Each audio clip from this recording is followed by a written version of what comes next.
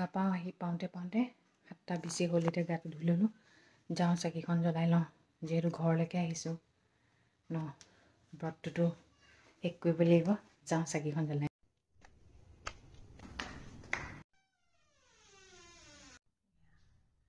আমি আমাৰ নিজৰ ভুলৰ কাৰণে আমাৰ কিছুমান অসুবিধাৰ সন্মুখীন হ'ব লগা হয় কিন্তু এই ভগৱানেইতো আমাৰ ৰাস্তাবোৰ উলিয়াই দিয়ে ন সেইকাৰণে ভগৱানক দহু বন কাটি কৰি মনত পেলাবই সকলোৱে লগ এৰি দিব কিন্তু আপোনাক ভগৱানে কেতিয়াও লগ নেৰে এইটো কথা বিশ্বাস ৰাখিব আজি মোৰ 7 নম্বৰ সাই বাবা ব্ৰতটো সম্পূৰ্ণ হৈছে এতিয়া গুড মৰ্ণিং ওম সাইৰাম আজি মই 7 নম্বৰ ব্ৰতটো পালিব লৈছোঁ আৰু বাবাই যেন সকলোৰে মংগল কৰে কি দেখিছে ঝাৰু লৈ লৈছোঁ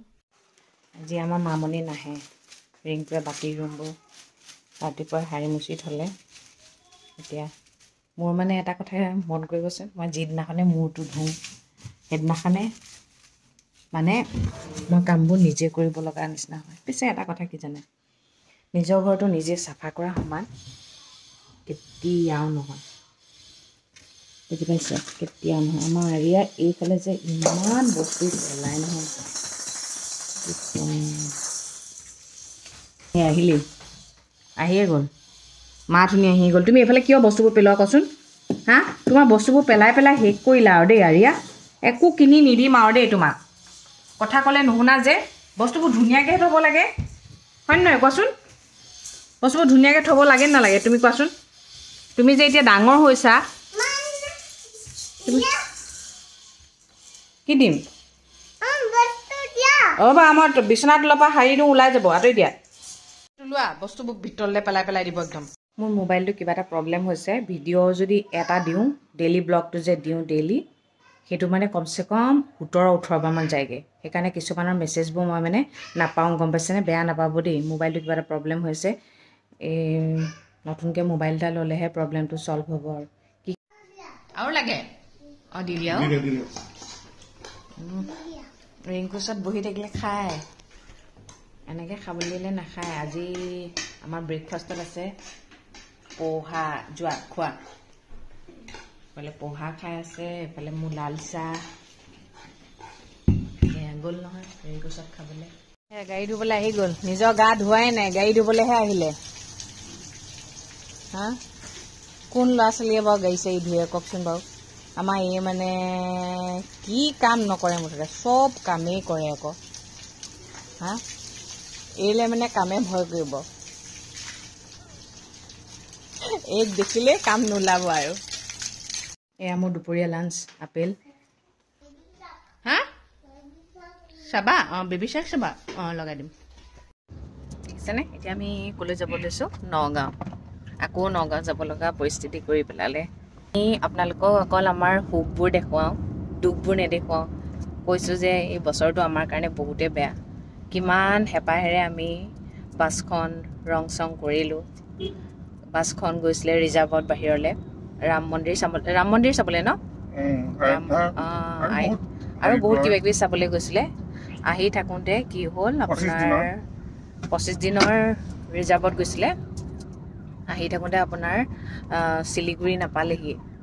শিলিগুৰি পাওঁতেই এক্সিডেণ্ট কৰি দিলে গম পাইছেনে গছত মাৰিলে বুলি কৈছে তেওঁলোকক সোধোঁতে কৈছিলে যে বাছখনৰ একোৱেই হোৱা নাই বুলি কৈছিলে অকণমান কিবা এটা বেয়া হৈছে বুলি ক'লে কিন্তু বাছখন দেখি এনেকুৱাই বেয়া লাগিছে নহয় মানে মই মানে ভালকৈ আজিলৈকে বাছখন মই ভালকৈ চাবও পৰা নাই আৰু আজি এমাহমানেই হৈ গ'ল আমাৰ বাছখনৰ এক্সিডেণ্ট হোৱা এতিয়া তাকে আকৌ নগাঁৱত দিয়া হৈছে বাছখন বনাবলৈ তাকে যাওঁ টোপনি আহিলে মানুহে শুব লাগে বাছ চলোৱা মানুহজন যদি টোপনি আহে বাছ চলাই ৰিজাৰ্ভ লৈ গৈছে ইমানখিনি মানুহ বাছখনটো সেইটো হ'লেই হ'ল তাৰপিছত আপোনাৰ হেণ্ডিমেনটোৰ ভৰি এটা কটা গ'ল হেণ্ডিমেনে বোলে কি খায় এয়া কি খায় ভাং খাই আছিলে হেণ্ডিমেনে বাৰু ভাং খাই থাকিলে হ'ব জানো তাৰপিছত গাড়ীখন এক্সিডেণ্ট কৰি তাহাঁতি পলাই দিলে বাছৰ মানুহখিনি বাছতে ৰাখিলে সেইকাৰণে বাছৰ মানুহো আমাক খবৰ নিদিলে ৰাতি বাছ পইচা নিদিলে আমাৰ ৰিজাৰ্ভৰ পইচাও নাপালোঁ আমি আমাৰ মানে লছতে লছ হৈছে মানে তাৰপিছত বাছখন তাতে ৰাতি পলাই দিলে ৰিজাৰ্ভৰ মানুহখিনিও তাহাঁতৰ বয় বস্তু লৈ পলাই তাহাঁতেও গুচি গ'ল আমাক কোনেও খবৰ দিয়া নাই পিছত আমি পিছদিনাখন খবৰ পাইছোঁ মুঠতে এতিয়া কি হ'ল কওকচোন বাছখন ভাগিলে আৰু মানুহজনৰ ভৰি এটা কটা গ'ল আৰু এইখিনি গোটেইখিনি ফাইট কোনে কৰি থাকিব লগা হৈছে আমি অকলে অকলে তেওঁলোক এতিয়া আমি তাৱৈ ঘৰ পালোহি মুন্না দা আমাৰ লগত যাব এইজনী পোৱালীজনী এই শুই পিনে এতিয়া উঠিছেহে আমি গেৰেজ পালোহি কিন্তু বাছখন ক'ত ৰাখিছে নাজানো দেই ৰাতিপুৱা আমি ভগৱানক এটাই কওঁ ভগৱান বাছখন যেন ধুনীয়াকৈ যাওক ধুনীয়াকৈ আহক আমি সেই বুলি ভাবি থাকোঁ আৰু যিকেইজনে আকৌ বাছখন চলাই যায় তেওঁলোকে কি ভাবে মই নাজানো মানে এনেকুৱা দশা হৈ গৈছে মানে কেতিয়াও দুখবোৰ মানুহৰ আগত প্ৰকাশ কৰিব নিবিচাৰোঁ প্ৰকাশ কৰিনো কি হ'ব ন মানুহৰ সকলো মানুহে দুখ আছেই আকৌনো আমাৰ দুখবোৰ এক্সট্ৰাকৈ কিয় লগ মনবোৰ সেইটো কাৰণেই বেয়া গম পাইছেনে নিজৰ ব্যৱসায়বোৰ নচলিলে কেনেকৈ হ'ব বাৰু ন মানে মোৰ কাৰণে নহয় বাছখন বাছ নহয় দেই বাছখন মোৰ কাৰণে মানুহ এজনেই হয় মানে সঁচা কথা ক'বলৈ গ'লে আজি এমাহৰ ওপৰ হৈ গ'ল এক্সিডেণ্ট হোৱা কিন্তু মই বাছখন ভালকৈ চোৱাই নাই মোৰ মানে গাটো শিয়ৰি উঠে মানে ঘৰখনৰ মানুহবোৰৰ মনটো বহুত দুখ লগা হৈ আছে এই বাছখনৰ কাৰণেই তথাপিও আমি হাঁহি মাতি আছোঁ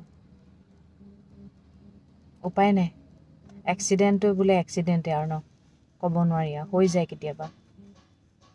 নিজৰ ভুলৰ কাৰণে ভৰিটো কাটিব লগা হ'লনে আমাৰ বাৰু বাছখন বেয়া হৈছে বাছখন ভাল হৈ যাব সেই ভৰিটো জানো ঘূৰি আহিব কিয় বাৰু ৰাতি জাৰ্ণি কৰিব লাগে আমাৰ বাছ আচলতে নাইট ডিউটি নকৰে দেই তাহাঁতি সেইদিনাখন ৰাতি 3টা বজাত ওলাইছে আমি নাজানো কিন্তু ৰাতি বাছ চলালে তেওঁলোকে জনায় কিন্তু সেইদিনাখন তেওঁলোকে মনে মনে আহিছিলে আৰু অলপ সময় পিছতেই তেজপুৰ পালেহিহেঁতেন ইমান মানে উৰি আহিবলৈ কি আছে বাৰু নিজৰ ভৰিটো কাটি ল'লে এতিয়া কাটিব লগা পৰিস্থিতি হৈ গ'ল আমাৰতো ভুল নাই তাত তেওঁলোকে আমাৰ ব্যৱসায়ৰ জৰিয়তে তাহাঁতিও নিজৰ এটা পৰিয়াল পোহপাল দি আছে এতিয়া কি হৈছে তেওঁতো এতিয়া শিলিগুৰিতে পৰিয়ে আছে গম পাইছেনে ভৰি কাটিলে আমাৰ এইফালে বাছৰ চিন্তা ইফালে মানুহ শিলিগুৰিত আছে সেইবোৰ চবফালেতো মোৰ মানুহজনী মাথা মাৰি থাকিব লগা হৈছে খন্তেকৰ ভোজ বোলে খাওঁতা নাই বুলি যে কয় সেইটোৱে কথা ভাং খাই লৈছে মদ খাই ভাং খাই সেয়া কৰিলে সেইকাৰণে নিজৰ ভৰিও কাটিব লগা হৈ গ'ল এতিয়া সাৱধান হ'ব লাগে গাড়ী চলোৱা বাছ চলোৱা মানুহবোৰ জানেনে সাৱধান হ'ব লাগে তেওঁলোকৰ কাৰণে কিমান পেচেঞ্জাৰৰ জীৱটো তেওঁলোকৰ হাতত ভাল এতিয়া মানুহ নমৰিল বুলিহে যদি মানুহ মৰা হ'লে এতিয়া আমি ৰিজাৰ্ভত যিটো পইচা পাব লগা আছিলে সেইটো পইচাটো আমি নাপালোৱেই তাৰ উপৰিঞ্চি আমাৰ কেৰেলাতকৈ গুটিহে দীঘল কৰি দিলে কিন্তু মই বাছখন আপোনালোকক দেখাব নোৱাৰোঁ দেই যিহেতু মই নিজেই চাব পৰা নাই তেনেহ'লে মই আপোনালোকক কেনেকৈ দেখাম কওক না ষ্টাৰ্ট হৈয়ে গ'ল আমাৰ বাছবোৰ ৰাতি চলাবলৈ দিয়া নহয় কিন্তু সেইদিনাখন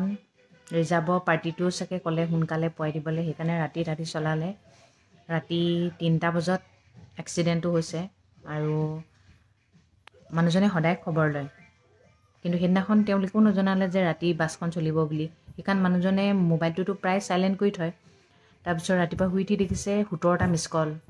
মিছ কল দেখিতো তেওঁ গম পাইছে কিবা এটা হৈছে তাৰপিছত ফোন কৰিলত মানে ক'লে বাছখন এক্সিডেণ্ট হ'ল বেলেগ এজনে কৈছে দেই বাছৰ বেলেগ এজন ষ্টাফে কৈছে যিজন বাছত থকাই নাই ক'লে যে বাছখন এক্সিডেণ্ট হৈছে আৰু যিকেইজন বাছত আছিলে ড্ৰাইভাৰ 2জন আছিলে আৰু হেণ্ডিমেন এজন ড্ৰাইভাৰ এজনক ফোন কৰি সুধিলত ক'লে তাৰপিছত কৈছে নহয় মোৰ টোপনি ধৰিছিলে সি চলালে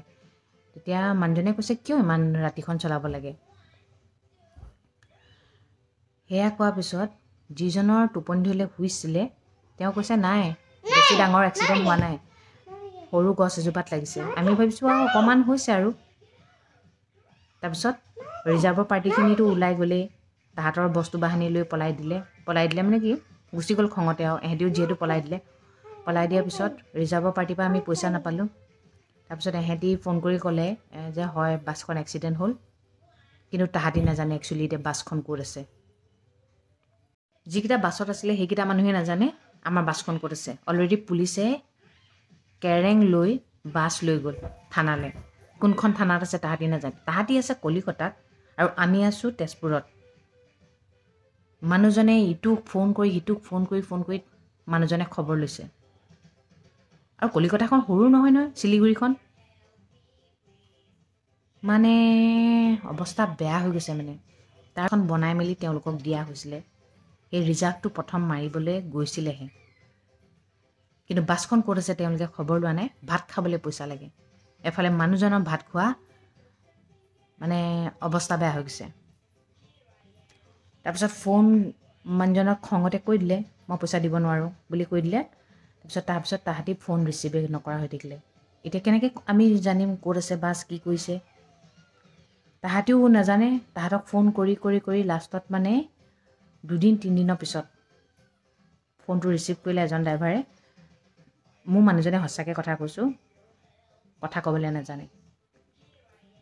নাজানে মানে ক'ত কেনেকৈ সুধিব লাগে নাজানে ক'ত আছে এনেকৈ সুধি আছে মই এটা কথাই মই ফোনটো লৈ পিনে মই ক'লোঁ আপোনালোকে বাছখন যেনেকৈ নিছিলে তেনেকৈ বাছখন লৈ আহিব লাগিব উপায় নাইকিয়া মই গালি দিব লগা হৈছে আৰু সেইকেইজন মানুহ মোৰ শহুৰ দেউতা থকাৰ পৰা বাছত আছিলে দেউতা থকাৰ টাইমত তাহাঁতি চিধা আছিলে এতিয়া দেউতা নাই যে ইয়াক খোজা মোজা পাই পূৰা মানে কি ক'ম মানে আমাৰ বাছৰ পৰা তাহাঁতৰ হয় ঠিক আছে তহঁতৰ যি কৰিব লাগে কৰি থাক মানে আমাৰ বাছৰ পৰাই তাহাঁতি সম্পত্তি গোটাই আছে কিন্তু আমাৰ সম্পত্তিবোৰ খালী কৰি গৈ আছে অকল বাছৰ প্ৰব্লেম দেখাই থাকে কিন্তু পইচাবোৰ তাহাঁতি খাই আছে কিমান খাব ভগৱানটো আছে মানে দেখিছে ইমান বিশ্বাস কৰি বাছ এখন তাহাঁতৰ লগত এৰি দিয়া হৈছে আৰু তাহাঁতি এক্সিডেণ্ট কৰি পিনে পলাই দিছে ৰিজাৰ্ভৰ মানুহখিনি বাছতে পেলাই দিছে কিয় খং নুঠিব তাহাঁতৰ কওকচোন এনেকুৱা অবিশ্বাসী মানুহক কেনেকৈ বাছ দিব বা কওক না আৰু এটা ভাবে আমাৰ পইচা ধেৰ আছে আমাৰ পইচাবোৰ মানে বাছৰ পইচাবোৰ অকল তাহাঁতক খাবলৈ দিব লাগে আপোনাৰ ধেৰ সম্পত্তি আছে আপুনি খাব আৰু মানে ভগৱানে মোৰ মানুহজনক এটা শিক্ষা দিছে কি জানে মানুহক অতি বেছি বিশ্বাস কৰে যে চকু মুদি বিশ্বাস কৰে ঘৰৰ মানুহকেইটাক বিশ্বাস নকৰে কিন্তু যিকেইটাই তাক মানুহজনক ঠগি আছে তাহাঁতক চকু মুদি বিশ্বাস কৰে সেইকাৰণে ভগৱানে এটা শিক্ষা দিছে মানে এনেকুৱা এটা শিক্ষা দিছে পাইছে তাৰ ফল ভালুক ইমান ফাল্টু মানুহ থাকে নি বাৰু মানে শান্তি নাইকিয়া কৰি দিছে এনেকুৱা মানুহক বাছৰ ৰাখিব পাৰিবনে নোৱাৰে কেতিয়াও নোৱাৰে আৰু পইচা যিমান ঘটে বাছৰ পৰা তাত সিমান পইচা আমাক নিদিয়ে সদায় বাছত মানুহ নাই বুলিয়ে কয় কিন্তু দেখাবোৰে সদায় কৈ থাকে আমাৰ বাছত সদায় মানুহ থাকে কৰিশ্মা বাছত ইমানেই ঠগি খাইছে নাপায় মানুহে ইমান ঠগিবলৈ ভগৱানে সেইকাৰণে মানুহজনে কেঁকুৰা মানুহজনে কামবোৰত ধ্যান দিয়া নাছিলে বিশ্বাস কৰি তেওঁলোকৰ ওপৰত দি দিছিলে সেইকাৰণে এতিয়া অতি বিশ্বাস কৰাৰ কাৰণে তাৰ ফল তেওঁ পাইছে আৰু তেওঁলোকে ইমানেই মুখখন মেলিছিলে কুঁৱাৰী ফাটি গৈছে তাহাঁতৰ অৱস্থা বেয়া হ'ব নহয় নাপায় মানুহক এই হেণ্ডিমেনজনেতো ভাং খাই চলাইছিলে ভাং খাই মানে ক'ব নোৱাৰে হেণ্ডিমেনৰ ছাইডতহে গাড়ীখন এক্সিডেণ্ট হ'লগৈ তাৰ সেইকাৰণে ভৰিটো বুঢ়া হৈ গ'ল সেইকাৰণে ভৰিটো কাটিব লগা হ'ল মোৰ মানে বহুত দুখ লাগিছে বহুত বেছি দুখ লাগিছে যিখন বাছক বনাই আনিছোঁ সেইখন বাছক সেইটোৰ ওপৰত মই চাব পৰাই নাই এতিয়ালৈও পৰা নাই দেই মোৰ মানুহজনে কৈছে একো নহয় চোৱা বাছে মই বোলো তথাপিও মই নোৱাৰোঁ ভাই মই নোৱাৰোঁ যিখনে আমাক পুহি আছে সেইখনৰ অৱস্থা এনেকুৱা কৰি দিছে মই আচলতে মানুহক নহয় দুখৰ কথাবোৰ ক'ব নিবিচাৰোঁ মই সদায় হাঁহি থাকোঁ আৰু হহুৱাই থাকোঁ